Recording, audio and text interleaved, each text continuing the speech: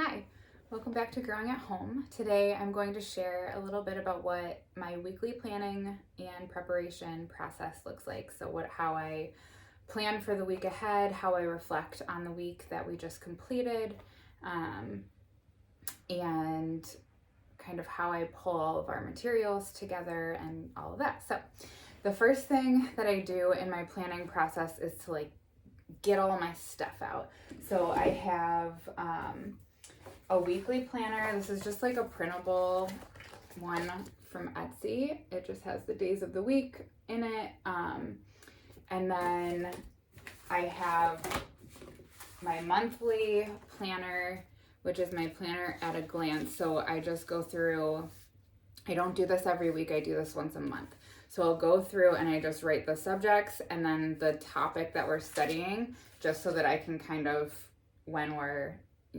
I have it out in our homeschool space. If you want to see more about our space, I do have a video of where all of this stuff lives. I have a video tour of our homeschool room, and so you can find more information on that, and I'll tag that at the end of this video. So I have our weekly planner at a glance, just to kind of help me see this week these are the topics that our curriculum has us planned, but we don't always follow that. So I'll get to that in a second. And then I have a weekly at a glance planner, which again,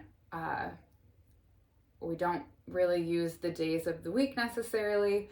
And I'll get to that too, kind of how I divide out what's going to go with what day or when our lessons will actually get done. So those are my planning materials. I write in pencil because stuff is always changing. So then I have my curriculum, and this is all of our curriculum, all of it. And then our book basket, and then my basket that I put the stuff in that I'm going to need for my lessons. So not necessarily like our shelf work or that kind of stuff, but like our reading lessons, stuff that I might take and go to the child and say, okay, let's do this, or let's play a game. And I have all of my materials when the moment presents itself to be able to do that. And I'm not running around the room trying to gather all the things I need. So my first step is to get it all. And then I lay out all of my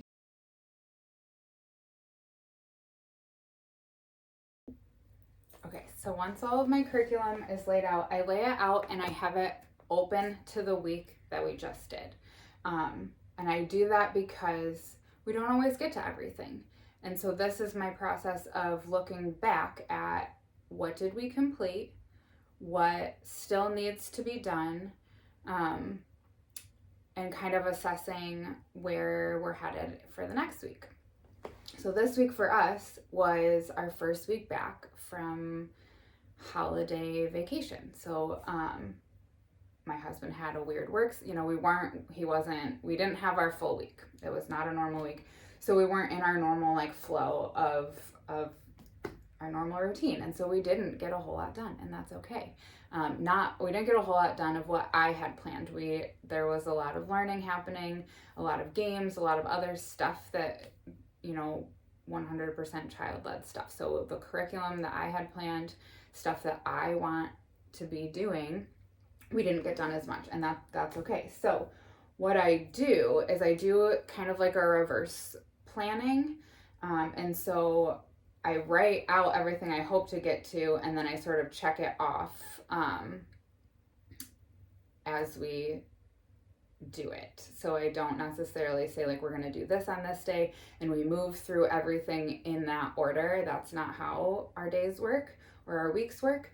We do it as it presents itself and as the interest is there and as as it comes up, and then I sort of just check it off as we go, and then anything that doesn't get done, I move to the next week, or I find a different way to get that information and then move on to the next week.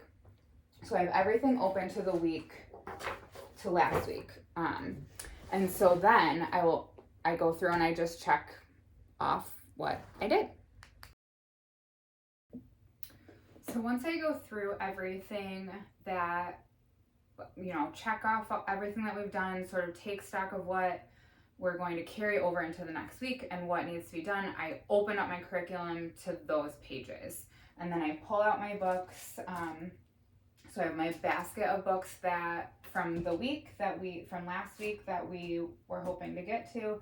And then my basket of reserved books from the library, like for future weeks. So I pull them out and I just put them with the curriculum that we're going to use. And for my brain, I have everything organized into days, but we don't actually do it that way. So I have kind of like in my brain, if there really isn't any interest in stuff, what I'm hoping to accomplish for Monday is our history lesson and our phonics lesson. And then Tuesday, we kind of take a break from lessons and let that just be like all shelf work, child-led, etc. Wednesday, we do our literature study and then math. And then Thursday's another like break day, child-led stuff. And then Friday is our science, reading, and then we do a nature outing and do our nature study. I try my best to do our nature study read out in nature. That doesn't always happen. We didn't get out in nature this week, and that's okay. And then our art study. So it's like I have our family topics, one family topic per day, and then one individual topic per day. And then our nature study and our art study that kind of happen outside of both of those things. So I pull out my books and then I just read through what we need to do, what the curriculum says to do, and I pull from it what will work for us. I think about my kids and what they need and where, if they need reinforcement, if they need, maybe we didn't get to something, but it's because the way that I had it presented just wasn't for them. It didn't work for them. And so I go through and kind of think like, well, how else could we present this? I look through the curriculum and see if there's other suggestions of ways to do that. And so I'll read through the curriculum and then I write in my journal, or not in my journal, in my planner, the same one that I showed before, just what I plan to cover. So I'll write the book that we read. I'll write any additional materials that I might use, like an encyclopedia, a field trip, like any of that kind of stuff. And then I'll kind of plan out my shelf work. And so I do the shelf work in a couple different ways. I do plan to do a full video just like in great detail of what I think about when I'm planning shelf work, how I like the process of like putting stuff on the shelf and taking stuff off the shelf and all of that, more detail in another video.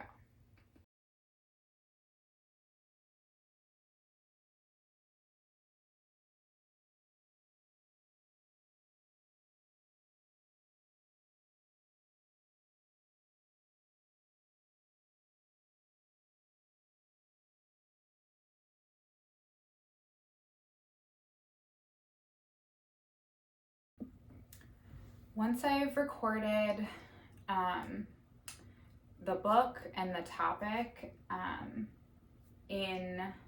the lesson in my planner, then I'll start to kind of think about I read through the curriculum and I think about how can I set up something on the shelf that is either the experiment that's been offered in the curriculum or the activity that's been offered. And sometimes I have to step away from the planning process. I think kind of by doing, like I process my thoughts by like doing other things. So sometimes I'll step away at this point and think about like, what do we have on hand? Stuff that I'm not like, I don't go out and buy stuff all the time. We don't really go to stores. what do we have that we could use? And if we don't have something, then I don't know, I usually will talk with my husband about here's what I was thinking. Can you think of anything that we have that we could do this with? Or do you have any ideas? And he will usually have some. But I really just try to think about, a lot of times in the curriculum, the activity is something that, isn't necessarily something the child could just come to and do without a lot of help. And so I try to think of, how can I make this activity, this connection to what we're reading and what we're learning about, something that is kind of self-contained. They could go to it, pick it up, interact with it on their own, and kind of get the lesson from that thing. And usually, I said before, I plan it all out, what day we're going to use, what day I'll teach each thing. And usually our individual lessons will sort of happen that way, but typically the shelf is the teacher, and that is where they'll go and they'll do a work and they'll say, what is this?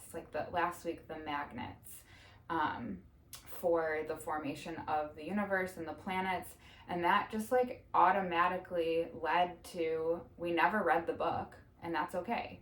But that automatically led to oh, I saw this experiment and it talks about gravity and how it the gravity pulled each piece had its own gravity. And then when they got together, the gravity got stronger, and the more and the more and the more, and then till they came into a clump.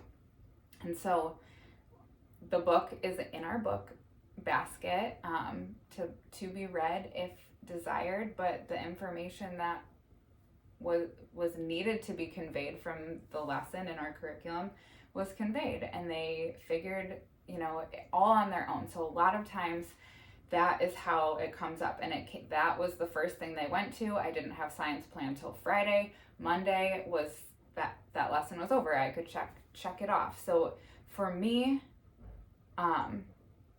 it helps to plan it on the day, but it almost never gets done on the day that I plan it to be done on. So that's literally just for my purposes.